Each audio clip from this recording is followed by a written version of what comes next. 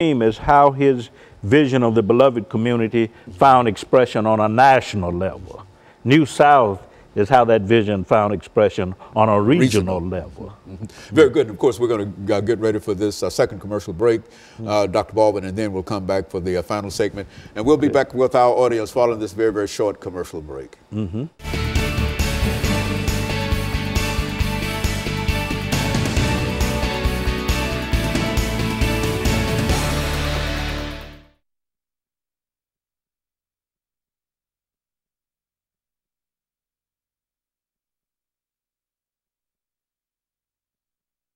Once again. Okay, thank you and welcome back to the final segment of the show for today.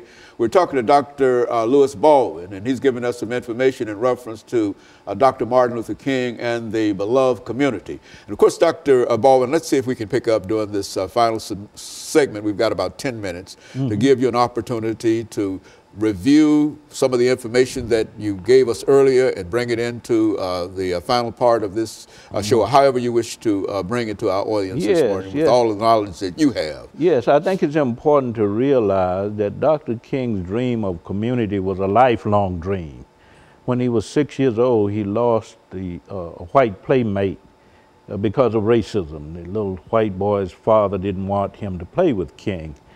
And I've always argued in my scholarship that King's search for the beloved community actually begins before he's educated. But what I've said so far indicates how he began to articulate that concept of the beloved community on an intellectual level. First, by looking at New South from 1954 to 1960. Secondly, the American Dream from 1960 to 1964. And finally, in the final 3 years of Dr. King's life, of course, we must remember that he received the Nobel Peace Prize in December 1964. And the final 3 years of his life, from 65 to 68, he's devoted to the realization of what he called the world house. And that's the third level that we need to consider when we talk about his conception of the beloved community. New South, American Dream, World House. And moving the American dream up. That's right. Is that, and World House, of course, in the last book he wrote, Where Do We Go From Here, Chaos or Community? Dr. King said that we live in a world house. The world has become so small because of scientific and technological revolutions. We can travel anywhere in the world in a matter of hours. There's information technology. We can talk to people by telephone. And because the world has become so small, we live in a world house or a worldwide neighborhood. And we need to do what? Try to fight against global poverty, global racism, and war, which he considered to be barriers to the realization of the world house. But we are part of a world house, and this is what globalization scholars are saying today. When you look at what's going on around the world, Dr. King said as far back as 1967 that what goes on in other parts of the world impacts the quality of life for Americans. That's his attitude in reference to the Vietnam War and all of those things. Right. That had a real, not only had an impact there, but it had an impact here. That's right. When he spoke against the Vietnam War, when he spoke against South African apartheid, when he spoke out against poverty and racism on a global scale, war in general, he was talking about threats to the realization of the world house. God has made all humans of the world, irrespective of religion and politics, racial and ethnic identities. We are all a part of the creation of one God, and we must realize that what? We are bound together by this act of creation, and that we need to learn to live together as brothers and sisters, irrespective of our differences.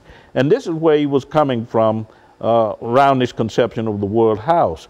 And I might point out that what I've said so far about the New South, the American Dream, the world house, Dr. King embodied that in his own personal progression, because he moved from being a little-known Southern Black Baptist preacher to a national figure, and ultimately a world figure. And so the monument on the mall in Washington, D.C., of Dr. Martin Luther King is a realization in terms of art, in terms of the world dream that the world house that Dr. King envisioned. It's a depiction of that vision, this image of the world house that he was talking about, because you know that a Chinese architect was heavily involved in the creation of that monument. I think Dr. King would be proud, because people from all over the world, I think yesterday, or day before yesterday, Prince Charles from England visited the King Monument in Washington, D.C. So what that monument means, of course, is that people from all over the world can come and celebrate the memory of Dr. King and be exposed to some of his statements. I don't know if you've been to that monument, but if you walk around, there are quotes from Dr. King on the walls. And for people across the world to be exposed to that, I think is phenomenal. Dr. Baldwin, before we've got about 3 or 4 more minutes, but before we leave today, let's look at the threat to this world house that is current today. When you look around the world, you see what is going on in Yemen, and what is going on in Syria, and what is going on in terms of, efforts to destroy antiquity in a real sense. The world. Speak to that over the last few minutes that we have. You couldn't have asked a better question, because I think Dr. King's vision of the world house is threatened today. We talk about ISIS and what's going on in parts of Syria and Iraq and other parts of the world.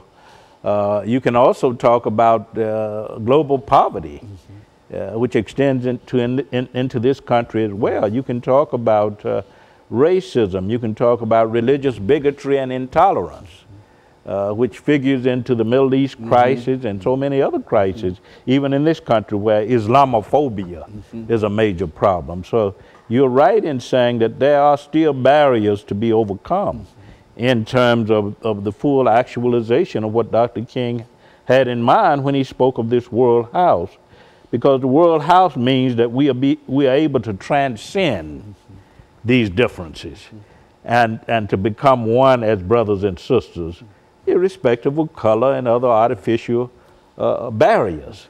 But there are challenges, there are problems, there are struggles that rest ahead in terms of our ability to really complete the unfinished agenda of Dr. King's Holy Crusade as it related to what?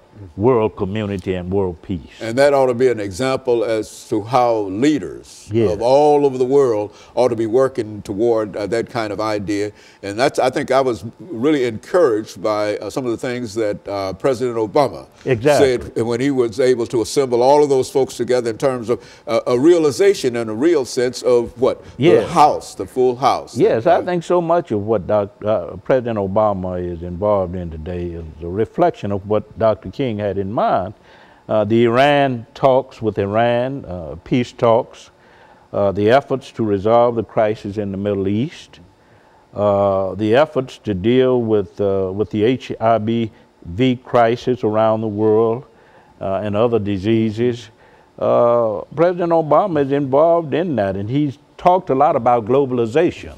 And this is what Dr. King talked about, the globalization of an ethical ideal, the globalization of peace, the globalization of a communitarian ideal is what Dr. King had in mind. And interestingly enough, I'll end on this, Dr. King's birthday is celebrated in over 100 countries. Celebrated, recognized. And I think that too speaks to the impact of his global vision. And so Dr. King was an unusual individual, but he also inspired other individuals to move forward and to move beyond the American dream into the full house. The world house. World house. Everybody's invited. From the New South to the American dream to the world house. Yeah. And if our leaders could buy into that idea, no matter what political party they might be in, how they might vote, and etc., if they could subscribe to that idea, we would have, you believe, to be a better world.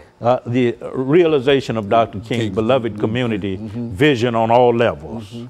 And that makes Dr. King one of the iconic figures in a real sense of not only American